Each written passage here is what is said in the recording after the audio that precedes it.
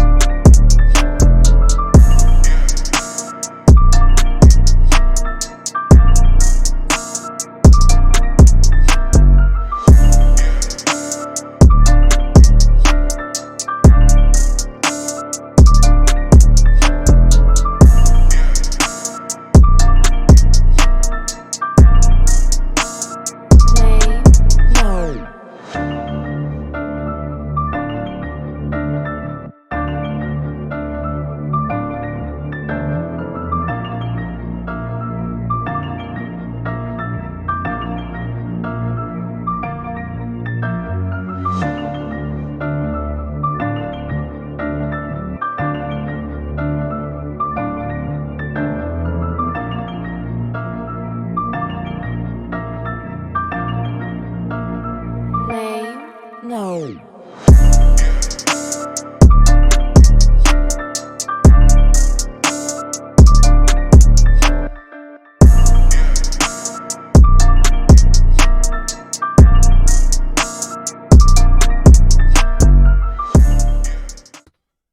This is Unheard Voice, unfiltered, unadulterated, and anything goes. Welcome.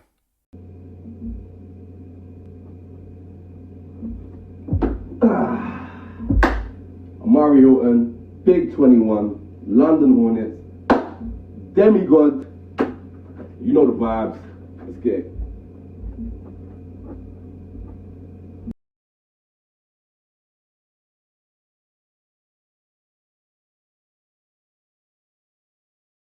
What attracted you to American football?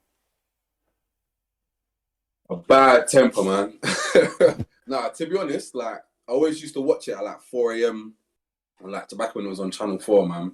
That was a long time. Always into it, yeah, trust me. But even before I knew what it was, you know what I'm saying? Like, I always used to, I'll be up for no reason at that time. I'd be watching it on Channel 4. I was quite intrigued by it. And then initially transitioned to rugby, to be fair, with one of my substitute teachers from South Africa. So, you know, transitions into rugby. You know, that's the taboo, innit? You know, all our substitute teachers are from South Africa, aren't it? True. Yeah, got into it at like 15, and then I didn't transition to American football till I was about 22, bro. Like, I stopped playing rugby because the face scars, man. I wasn't really here for getting the face broke up. It's the money maker right there, bro. So I wasn't really here for that, bro. So you started really late. Yeah, even later than we're considered to start, innit? Because we start late anyway, innit? Yeah, fair enough. So if you could start, if there was one thing that you could change about your football career, what is the one thing that you would change completely? Oh man, I wouldn't say to start earlier because I mean I know certain teams have youth programs and that, but I was doing other things in my adolescence. One thing I would change, probably blowing out my knee in my first ever season. Like, that wasn't fun. Who was your first ever season with? London Hornets, man. Ah, so where else have you? What other teams have you played for? And what divisions? So in England, yes, Div 2 with the Hornets, Div 1 with the Hornets, Div 1 with the Exiles. Obviously, helped catapult them to the Prem. Portugal, played in Division 1 for the Cash Crusaders. What does football mean to you? Oh, stress relief, man. No, do you know what? Football gives me a proper like endorphin rush, man. And I think the reason why I know that I love football the way I do is because even the coaching side and drawing up plays and being an offensive coordinator appeals to me. You know what I mean? Like, I've always been very involved in the game plan and all that kind of stuff. And I feel like it's a brotherhood. Like I'm very happy that I went to the Hornets first because the concept of family and football is bigger there than anywhere else. Like, we go to our coach's yard for fried chicken Fridays and fucking have rookie showcases on the bus and fucking go into people's funerals and weddings and shit, bro. Do you get what I'm trying to say? Like, it's a proper family atmosphere, and obviously I'm quite big on that because my family's quite small, but we're very close knit. So yeah, It means a lot, but it gives me it gives me a joyful feeling, man. Like, how could you do something where I know that I'm gonna be sore the next day? I play running back, so I know I'm gonna be sore the next day, but I still go and do it. Yeah, that's You know what I mean? yeah. Pain is temporary, glory is forever, man. I do You know miss what I'm saying? I do miss those pains though. I ain't gonna lie. Yeah, bro. I do miss waking up sometimes in the morning and just be like, Yeah. I feel pain, but you know what? Yeah, I feel good still. I had a Oh, good you run around. want them to loosen up. Yeah, amazing. So you played for Hornets, you've played for Yeah, Exiles, you've played in Portugal. yeah. Have you played for? Have you played for any? Would you like go for any other team? Have you done tryouts for another team, or have you just stuck to those teams that you've played for? Bro, I've been recruited by listen, I'm not here to be liked. I'm here to tell the truth. I've been recruited by every single team in this country. I've got DMs upon DMs from coaches. But my thing was, and everybody knows this about me, I wasn't going to join a team from the higher level. I wanted to get to the higher level. I wanted to bring a team to the higher level, i.e., Prem. Obviously, there's Div 2, Div 1, and Prem. Yeah. Right now, when I was coming up, I was tempted to join Essex Spartans because I wasn't getting the play that I felt that I deserved at Hornets. Okay. Like I was a fourth string running back once upon a time, believe it or not. By the end of that season, offensive player of the year. So but whatever, innit? What division was Essex Spartans playing in? This was Div 2 at the time. Okay. It was Div 2. Wait, but hold up. Didn't Hornets go like 10-0 in Oh. Div 2? And you won your division, then came up to Division 1? Yeah, that's the same year. Yeah, it's the same year. Okay. And I'm guessing you lot at the Hornets felt that that playing against teams in Div 2 were really easy, or were there some hard games? Well, you gotta realize, yeah, and I'll forever say this, and I'll hold it up. No offense to any other teams, but Exiles, Blitz, Warriors, Olympians. The reason why none of them can chat to Hornets is because that team was started by two guys in a park in Camden, and for bare years, that's all we did. We trained in a park. We didn't have no facilities. We didn't have ways of reaching a lot of players, and we managed to recruit guys through word of mouth. That's a family team, and like we leveled up. But that said, playing in Div 2 was hard because we were a first year team. You had guys that thought American football was just a bit of fun. Yeah. Guys that didn't train in the gym, guys that didn't do things, especially playing a dependent position like running back. Guys are blocking for me that really don't want to be there. So at that time, especially rookie year, I thought this was the hardest thing to do. Like I thought this was the cream of the crop. Little did I know, there's 2 more levels above that. But also in that year, we had Bury Saints in our division who are in Prem now. We had Exiles in our division who are in Prem now.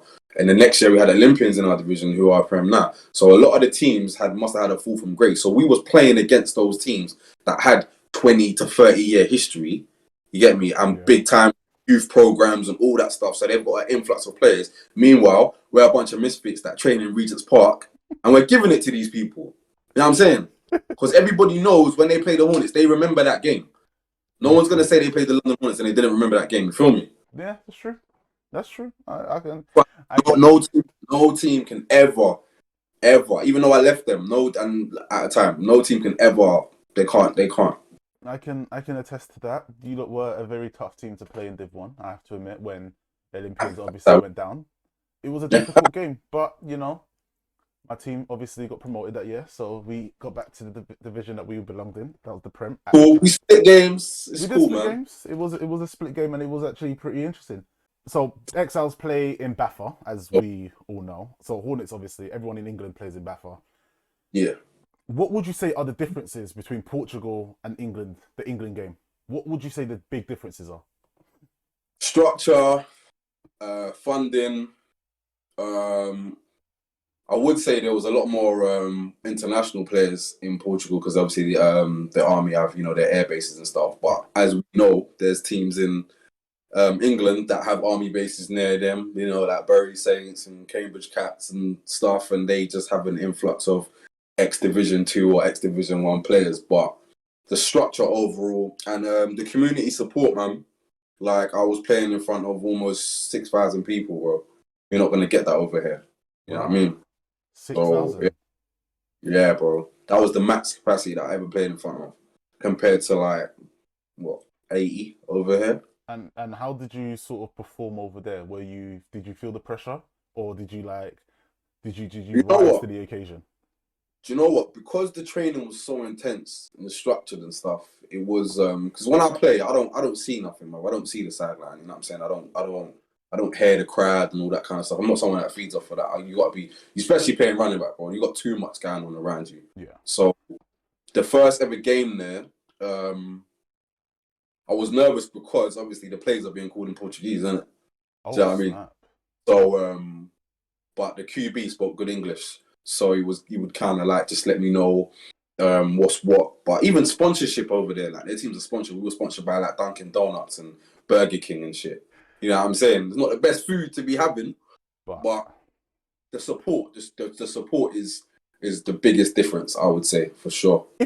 If you were in your prime, say like you're in you're in your peak condition, absolutely amazing, no ACL or injury. Yeah. Who in the Prem would you say is better than you? Who out of in your position, in as a running back, The best I've ever been. out of every team, who would you say is better than you at that running back position? To be honest, my prime, the best I've ever been was actually after my ACL, because you know that rehab process, you end up being a beast anyway. So I actually gained from that, which is a horrible experience. From the guys that I've watched, obviously Dwayne from Warriors, he's a beast because he's basically built like a defensive end, but he can move like a scat back, which is fucking incredible to be fair. So, because obviously I'm not that big, you know what I mean? Like he's massive. I'm only like 5'10", but obviously, how tall are you again? I'm 5'10", bro. Okay, cool. Just wanted to catch that on camera. I'm 5'9.5", innit? I'm 5'9.5". Fuck it. 176 centimeters. When you're under 6 foot, bro, you gotta count everything, bro. But yeah, so there was a running back at Exiles before I got there. Gabriel, I think he went to the Blitz. I don't think he's better than me, but he's got some really good. Like he's one of those guys. His highlight plays, like when he makes big plays, they're fucking fantastic. I saw him make one run where he ran backwards about 25 yards, and then he ran about fucking 70 yards for a touchdown, and I was like, yeah, he's really good. I saw Xavier's international highlights. He's all right. I would say we're kind of at the same level. I wouldn't say he's better than me. No running backs at the O's. No, I haven't seen anybody at Bristol. What about Andy Owusu? Do you know what? I only saw him this year, but I saw him playing for Kent. So he is an absolute monster. Yeah. I would say I might give him the slight nod because I think he has superior athleticism to me. But because I've seen him fucking jump out of the gym and hurdle someone. But I don't know. If I was at the best I've ever been, I'm not sure. But from what I saw this year, because I saw him play against the Blitz, yeah, he's good. I was thinking more about people that I've seen when I was playing and stuff. But yeah, I've seen him play one game this year, but then I heard he got injured as well, as you do when you play a running back. But I didn't think of him as an O's player. I never saw him play for the O's, to be fair. So I know he went to, is it Germany? Did he play when we played? He didn't play. Yes. Yes, he did. He wasn't good. He wasn't as good then as he is now. I'll tell you that. He's way better now than he played. Fair enough. Because he's been at the O's, I believe, after the 0-10 season. I think he came in after the 0-10 season. Yeah. And then came in Division 1. Was he in GFL 1 or something like that? No. Yeah, I think he went to GFL 1 as well, and he obviously beasted out there as well. Could you walk into any Prem team and start? Now, nah, I doubt it. Not right now. If you put in the work, and got back to fitness. If I trained from when lockdown was finished, yeah, and probably a lot more.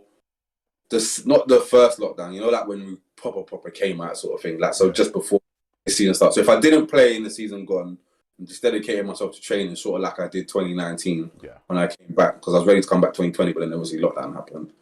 I think that I would definitely be in with a shot. I don't know who currently plays back for any of the Prem teams. Do you understand? So, but I believe me at my best. Like I said, there's probably Aaron as well. Aaron, Omari. Aaron and Jacob. Yeah. Aaron, no, yeah. So Aaron is another running back that I would say is better than me as well.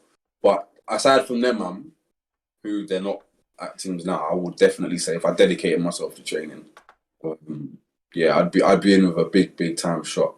Again, if you ask me this in 2017 or 2018, I'd say absolutely.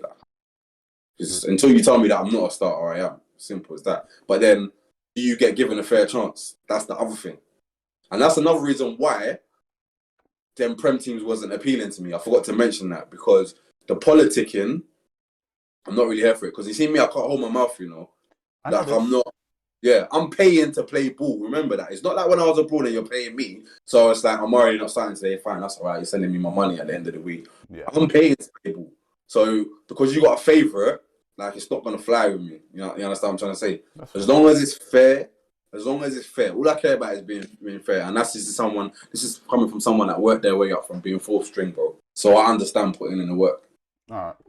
So, this is something that I've been wondering for a very, very long time. I'm not gonna lie. Yeah. This is something that I've been wondering myself. Who gave you the nickname Demi-God? So it wasn't anybody in football. It was one of the guys I trained with at work that trains me basically when I first started getting into the gym. Mm-hmm. And then to be honest with you, like speak it, believe it, receive it. I started calling myself that, and I'm yet to meet a man, a linebacker, a safety, a D lineman that can tell me that I'm not. So for me, I say what I mean, and I mean what I say. So it's not even a braggadocious thing because I was just like, yeah, I used to say it like fucking about sort of thing. But then obviously when I started getting better at the game and guys are coming up to me afterwards saying, oh, good running and whatever, and coaches are doing certain things, I'm like, yeah, I'm a fucking demigod, isn't it? Like, show me that I'm not. You get me? Like, show me that I'm not. Simple as that. There's no man on this planet that's going to tell you that they've tackled 21 by themselves. And that's just fact. Because you can't do it. You can't do it. Because when you thought you done it to me, I didn't have the ball, if you recall. So. Okay, cool. That's cool. But I know if you did have the ball, you know, would have stopped you there and then. Done. Simple as. No. But we never know. Until you have the ball in your hands, we can go at it again, innit, at some point. Wherever the weather, bro. So you play running back, obviously. Yeah. You've obviously, I know that you've played linebacker as well in the past. Yeah. So you traditionally prefer the hitting. You prefer to be the trucking and everything, just laying bodies out on the field. Do you know what? Obviously, before I tore my ACL, I was this, scat back trying to be like Nelly from the fucking longest yard and shit. And that's how I ended up hurting myself. You know what I'm saying? Because I've got flat feet as well. So obviously my knees are they're prone to that kind of shit. Anyway, I can still skip to my loo now. Do you get what I mean? Don't get me wrong. But my coach said it to me. He was like, listen, Murray, the end zone's north to south. There's no east to west. So I will take a 34 yards. Yeah. You know what I'm saying? I'll take it. Because if I do that 3 times, it's the first time. Feel me? Mm-hmm. Okay. Obviously, I don't like the misconception that when people say, oh, do you want to hit people or get hit? Bro, no one hits me. No one hits me, bro. I'm telling you this now. There's no one. So I'm trying to say, there's been two people ever that have basically hit me and taken me off my feet. And that's Tay, who in my opinion is the best linebacker I've ever seen. I think you played with him in juniors. You know Tay. Yeah. I think you know Jerome as well. Yeah. Jerome played at Blitz as well. Yeah. Who's like the nicest but dirtiest player in the game. That's Jerome. You know what I mean? But that's it. Aside from them, man, no game, man. I take pride in that. I take it personally. Like I don't believe one man should be able to tackle me by himself. And if he does, I'll get up and shake his hand. But I'm yet to do that. Okay. Simple as that. So no Prem linebacker, none from like Warriors, Blitz have taken you down on their own. Well, I haven't played the Warriors, innit? So I'm not gonna say that. You've never played the Warriors? No, I haven't played the Warriors because obviously I would put it this way. I would have played them this past season gone, but I was removed from my team, innit? I mean, like, so we can get into that anytime you're ready, to be honest Oh with yeah. you. But Okay. but yeah, I've played Warriors. I know that them guys. I admire the way they train. Like one of my friends, Romario, he used to play for them. Another one of my friends, Emeka, used to play for them, and you know their old linemen train just like their fucking running backs and their linebackers, and I respect that. You know what I'm saying? But I told you I've been recruited. I got DMs from Marvin Allen, bro. It's the same thing, but it's like I don't see any value in joining the winning team.